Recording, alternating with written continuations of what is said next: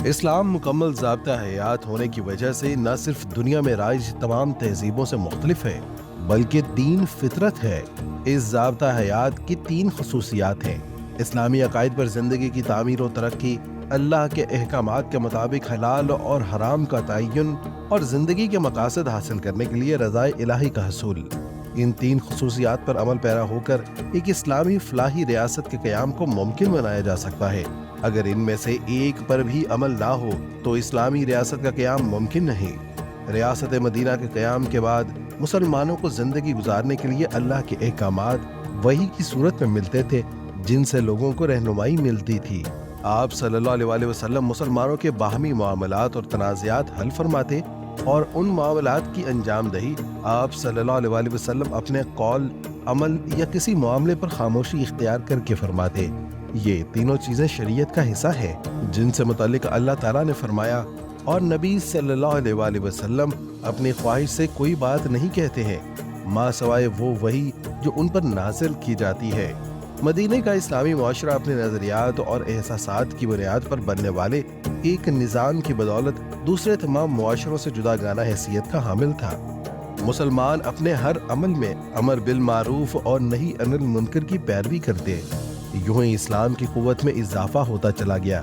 دشمنان اسلام بالخصوص یہود کو دین اسلام کی یہ ترقی اور خوشحالی برداشت نہ ہوئی۔ اپنے باطل عقائد کو خطرے میں دیکھ کر یہودی مسلمانوں کے عقائد پر حملہ آور ہو گئے۔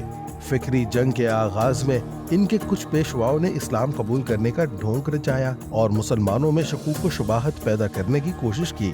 معاہدوں کے باوجود یہودیوں کی جانب سے شرانگیزی کا سلسلہ جاری رہا۔ مسلمانوں اور یہودیوں کے تنازعات سے فائدہ اٹھا کر عیسائیت پھیلانے کے لیے نجران سے 60 عیسائیوں کا وفد مدینہ آیا۔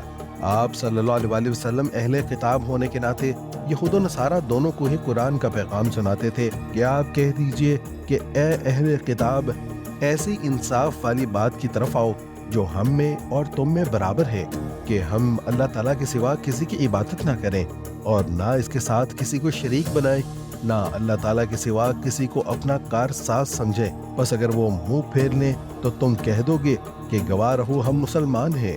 انبیاء کو ماننے سے متعلق یہود و نصارہ کے سوال کے جواب میں آپ صلی اللہ علیہ وسلم انہیں قرآن کا فرمان پڑھ کر سناتے، اے مسلمانوں، تم کہو کہ ہم اللہ پر ایمان لائے اور اس چیز پر بھی جو ہماری طرف اتاری گئی اور جو چیز ابراہیم، اسماعیل، اسحاق اور ان کی اولاد پر اتاری گئی، اور جو کچھ اللہ کی جانب سے موسیٰ اور عیسیٰ اور دوسرے انبیاء کو دیا گیا، ہم ان میں سے کسی کے درمیان فرق نہیں کرتے اور ہم اللہ کے فرما بردار ہیں۔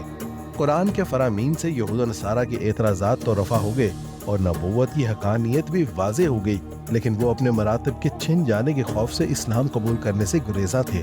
ان واقعات کے بعد فکری اعتبار سے مسلمانوں کی قوت میں اضافہ ہو گیا اور کامیاب فوجی کارروائیوں سے اسلامی ریاست کو استحکام حاصل ہوا، جس کے نتیجہ میں دشمنان اسلام میں سے کچھ نے خاموشی اختیار کر لی اور بیشتر مسلمانوں کے ماتحت ہو گئے۔